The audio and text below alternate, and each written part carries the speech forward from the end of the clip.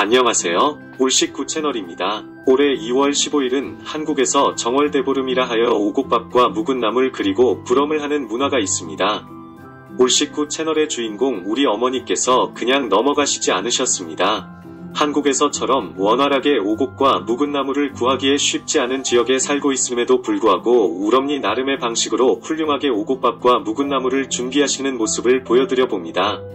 아울러 슬기로운 투자생활 2탄 첫 번째 영상을 올린 뒤 한 달이 지나도록 마무리를 짓지 못해 이번 영상을 통해 같이 한번 준비해서 만들어 보았습니다.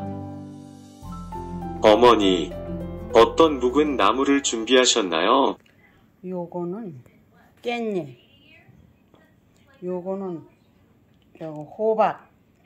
호박나물, 요거는 민들레, 요거는 고추잎, 요거는 가지나물, 요거는 질갱이,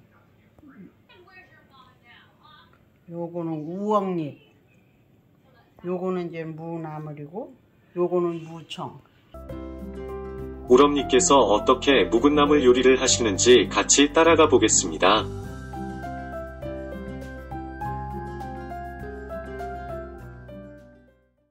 지난번 영상에서 주식시장에서 버블 붕괴가 일어나며 큰 폭의 하향 조정장이 있었던 시점들 중에서 미국 대공황 시점과 오일 쇼크 시점에 대해 주가지수 하락과 회복에 대해 확인해 보았습니다. 이번 영상에서는 닷컴 버블 붕괴 시점부터 좀 알아보도록 하겠습니다. 2차 세계대전이 미국이 포함된 연합국의 승리로 끝나가는 시점에 동부전선에서 연합하던 소련의 스탈린은 군인, 민간인 합해 약 3천만 명의 엄청난 사상자를 내며 전쟁 내내 독일 군대에 번번이 당하며 수도 모스크바 30km 거리까지 독일군에 내어주며 연합군의 연합작전을 어렵게 만들기도 합니다. 자연스럽게 미국은 소련을 못 믿어하는 분위기가 조성되기 시작합니다. 어찌됐건 전쟁은 독일을 물리치고 승리로 결론지었으나 소련의 독재체제를 못마땅해 하던 미국은 소련과 대립각을 세우며 종전 이후 나토와 바르샤바 조약기구로 대변되듯 냉전체제로 들어가게 됩니다. 냉전체제 소용돌이 속에 세계 곳곳에서 전쟁이 발발하게 되는데 민주주의와 독재주의의 대립에서 자본주의와 공산주의의 대립으로 확대되게 됩니다. 그 속에서 대한민국 한반도도 6.25 전쟁으로 휘말리게 되고 아직도 봉합되지 못한 채 현재의 모습까지 오게 됩니다. 1차 그리고 2차 세계대전을 겪으며 미국은 첩보의 중요성에 눈을 뜨게 되고 정보의 저장을 어느 한 곳에 집중해서 관리하게 되면 적에게 쉽게 정보가 털리거나 쉽게 파괴될 거라는 위험의식을 느끼게 돼요. 미 국방부는 ARPAnet 프로젝트를 기획하여 군사작전 단계에서 소련의 첩보전에 대응하고자 하는 데에 생각이 이르게 됩니다. 정보의 보관을 복잡한 거미줄체계로 흩어놓아 저장해두어 파괴하거나 전체를 다루는 것이 불가능하도록 시스템을 구축하게 됩니다. 그러나 시간이 지나며 소련의 위협이 생각만큼 크지 않음을 알게 되면서 과잉 대응의 수준을 낮추게 되고 인터넷 시스템을 군사작전용 단계에서 민간 영역이 사용할 수 있도록 열어주게 됩니다. 인터넷은 새로운 비즈니스 생태계를 열어주었고 그 속에서 무궁무진한 기회를 엿보며 우후죽순으로 인터넷 기반 소위 닷컴 기업들이 생겨나게 됩니다. 그러나 구동되는 시스템의 수준 대비 기대 심리가 너무나 커져버리는 바람에 닷컴 기업이라고 하면 상장하자마자 투자를 넘어 엄청난 수익 투기꾼들의 놀이터가 되어가며 버블이 쌓여갑니다. 당연한 수순으로 2000년 8월부터 2년간 47%의 주가 폭락으로 이어졌으며 이후 폭락 이전의 수준으로 회복되는데 5년이라는 시간이 소요됩니다. 다음 이야기입니다. 혹시 미국의 현재 기준금리를 아시나요? 0.25%입니다. 기준금리는 중앙은행이 시중은행에 대출해줄 때의 이자율입니다.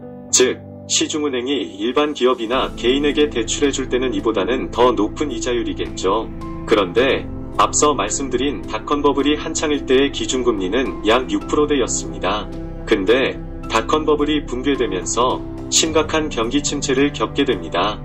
미 연준은 점진적으로 기준금리를 약 1% 수준으로까지 내리면서 이를 경기부양책으로 사용하게 됩니다. 경기 침체는 시중의 돈의 흐름이 원활하지 못하다는 것으로 이자율을 낮춤으로써 대출의 문턱을 낮추어 더 많은 기업이나 개인이 대출에 접근하게 하여 시중의 돈의 흐름을 원활하게 하고자 한 것입니다.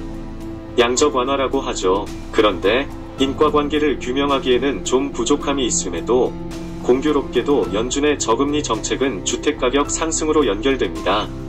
이런 상황이 모기지 대출기관의 욕심에 불을 당기게 됩니다. 말하자면 주택담보대출 계약서를 근거로 새로운 투자 상품을 만들어 투자기관에 판매하여 돈을 만들고 이 돈을 또 다른 주택담보대출을 주는 시드머니가 됩니다. 즉, 주택담보대출 계약서가 돈이 되어버린 겁니다. 가능한 많은 주택담보대출 계약서가 필요하게 된 거지요. 이 지점에서 그 유명한 서브프라임 모기지가 나오게 됩니다. 대출기관에서는 대출 회수율이 굉장히 중요하므로 대출을 원하는 기업이나 개인의 신용등급을 엄격하게 가능한 정확도 높은 기준으로 평가하게 되는데, 그를 통해 1등급은 프라임, 2등급은 알트 A, 가장 낮은 3등급은 서브프라임이라고 분류하였습니다. 그런데 이 당시 주택담보대출에 대해서는 주택가격 상승 시장을 목도하며 대출의 수불가 위험도가 높은 서브프라임 등급에게도 마구 대출해주게 됩니다. 대출이 회수되지 않더라도 주택들 처분하면 이자 손실분은 확보될 정도로 주택가격이 상승하고 있다고 판단했기 때문입니다. 그러나 예견되었다시피 서브프라임 모기지의 대출 회수에 문제가 생기고 판매 시장에 주택을 쏟아내다 보니 주택가격마저 하락하게 됩니다. 사태가 이렇게 진행되다 보니 대출기관의 부실은 당연히 문제이고 주택담보대출 계약서를 근거로 만들어진 투자 상품에 대거 투자했던 기관들도 연쇄적으로 부실로 이어지게 됩니다. 대표적인 기업이 바로 리먼 브라더스입니다. 당시 미국의 4대 투자금융기관이었으나 정부의 구제금융을 받지 못하고 700조 대의 부도를 내며 결국 파산하게 됩니다. 여담으로 이 리먼 브라더스는 서브프라임 모기지 사태의 심각성을 인지한 채 문제가 터지기 전에 해외에 매각을 추진하였고, 한국의 산업은행이 긍정적으로 검토하며 인수 막판까지 갔다가 국정감사 등 여러가지 요인이 겹쳐 막판에 협상이 결렬된 바 있습니다. 그 후 바로 리먼 브라더스는 파산하게 됩니다. 이때 만약 산업은행이 인수를 했었다면 리먼 브라더스의 문제는 미국이 아닌 한국으로 이전이 되었었겠죠. 돌이켜보니 한국 입장에서는 정말 아찔한 순간이었네요. 리먼 브라더스사의 파산은 곧 글로벌 금융위기로 연결되기도 한 만큼 그 파장은 어마어마했습니다.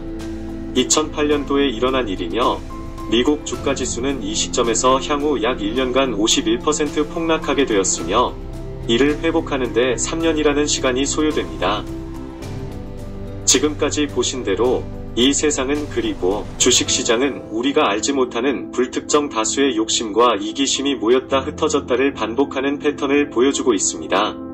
우리가 아무리 부정하려고 하여도 그리고 어떤 종교적인 믿음에 귀의를 해도 이 거대한 흐름에 영향을 받지 않을 수 없습니다.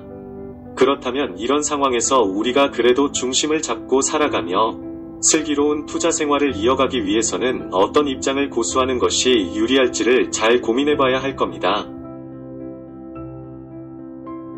다행인 것은 역사가 반복이 되는 것 같으면서도 조금씩 개선이 되어 왔다는 점입니다. 엄청난 폭락 뒤에는 점진적인 회복 및 새로운 고점을 갱신하는 시기가 반드시 왔었다는 것입니다. 바로 이것이 전기 적립식 우량주 중심의 분산투자 혹은 주가지수 ETF를 장기로 끌고 갈 경우 생각보다 괜찮은 부를 만들어낼 수 있다는 주장이 맞을 확률을 높여줍니다. 최근의 팬데믹 상황에서 2020년 3월부터 몇 개월간 폭락이 있은 뒤 약 1년 반 이상을 이상하리만치 빠르고 가파른 상승 곡선을 그어오다가 올해 들어서면서 하락세를 유지하고 있습니다. 많은 사람들이 더 큰 폭락을 예견하기도 합니다. 그러나 제 입장에서는 아직도 전세계가 아이폰에 열광하고 테슬라를 사려고 혈안이며 컴퓨터 운영체제 및 보안 프로그램을 구매하고 그리고 스타벅스와 코스트코 인기가 유지되고 미국 SNS 소프트웨어, 미 금융시장, 그리고 아직 미 연준의 정책에 세계가 귀추를 주목한다면 미국 주가지수는 아직도 투자 가치가 분명히 있다고 생각합니다. 그렇게 장기 투자를 하다 어느 시점에 처음에 원했던 규모의 부가 쌓이면 더 욕심내지 말고 미련 없이 자리를 털고 나와서 여유로운 여생을 살아가면 될 일입니다. 진심으로 많은 분들이 여유로우며 편안한 삶을 이어나가시길 간절히 소망하는 마음으로 이번 영상은 마무리하겠습니다. 땡큐 베리 감사.